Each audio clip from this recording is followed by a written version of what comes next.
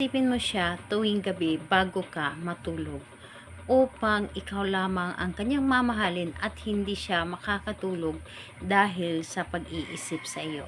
Hello mga guys, kumusta kayo? Panibagong araw, panibagong video na naman tayo, and sa araw na ito ay isa na namang video ang aking ituturo sa inyo na simpleng gabay o simpleng pamamaraan na makakatulong sa atin. At bago ang lahat, gusto ko lang mag-disclaimer sa mga taong hindi naniniwala at hindi gusto ang mga kagaya nitong video. Please skip this video and maghanap kayo ng videos na gustong gusto nyo, dahil ang video na ito ay para lamang ito sa mga taong naniniwala and gusto mag-try. Sa lahat po ng mga nagko-comment po dito sa aking video dito sa loob ng aking channel, mag-ingat sa lahat ng mga nagre-reply sa inyo na dinadala kayo sa kanilang WhatsApp and Imo app upang makaiwas po tayo sa scam. Ngayon po ituturo ko sa inyo paano tayo laging iisipin at tayo lamang ang mamahalin ng ating karelasyon, lalo na kapag ito ay nasa malayo.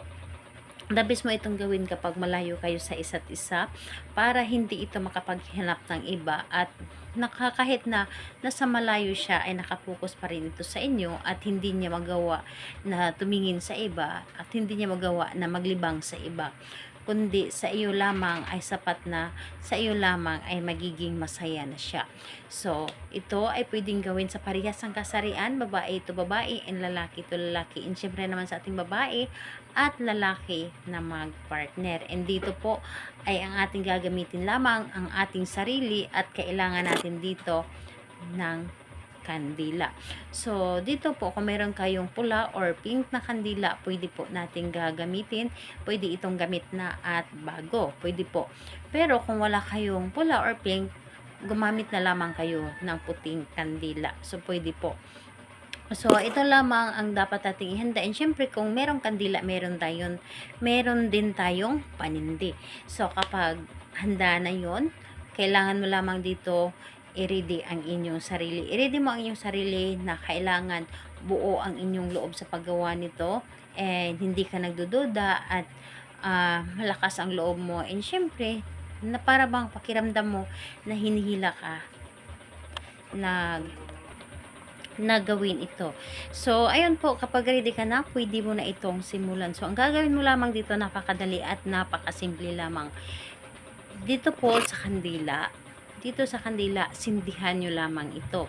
Sindihan nyo lamang ito at ilagay nyo lamang sa inyong harapan. Ipatayo nyo lamang sa inyong harapan, and pagkatapos nun, titigan nyo lamang ito ng mga ilang segundo. And sa pagkatitig nyo po, ay isipin ninyo ang inyong target. Yung taong minamahal po ninyo, isipin ninyo siya, and pagkatapos nun, ay humiling kayo or sabihin po ninyo ang inyong nais. Sambitin ninyo ito ng 7 beses. Habang nakatitig kayo sa kandila, sa apoy ng kandila, and binivisualize ninyo ang target ninyo, isabay ninyo sa pagkasambit or sa isip lamang ninyo. Sabihin ninyo sa inyong isip na pangalan at apelyido, ako lamang ang iyong mamahalin, hindi ka matutokso sa iba, at ako lamang ang iyong iisipin. So, ayun po, pangalan, apelyido, ako lamang ang iyong mamahalin, hindi ka matukso sa iba, at ako lamang ang iyong iisipin. So, 7 ulit mo yang sasambitin, and ayun po, pagkatapos nun, palipasan nyo muna ng mga ilang segundo ang kandila, and saka ninyo ito patayin. And kung magtatanong kayo saan ito pwedeng ilagay ang kandila, itago ninyo ito kung saan na pwede ninyong itago. So, ayun po. Kung magtatanong din kayo kailan ito pwedeng gawin ito sa kahit anong araw at oras, pwede nyo po itong gawin. So, ayun po. Salamat po sa inyo. Bye bye everyone. God bless us all.